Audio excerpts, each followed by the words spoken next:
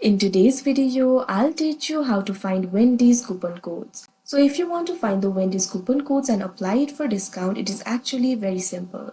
For that, first of all, launch open any browser of your choice. You can see over here, I've opened Google Chrome.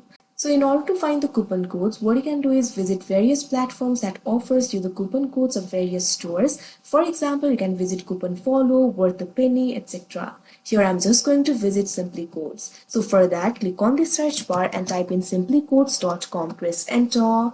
After you do that, you'll be led to the official website of Simply Codes. Over here, you'll be able to find the search icon. Click on it. Now what you have to do is search for Wendy's over here. Now you'll be able to find the results. Simply click on this option, Wendy's. Now you can see over here, you'll be able to view various promo codes for Wendy's. You'll be able to find various options like 10% off, $30 off, etc. Simply click on this option, view code, that you can see on the screen.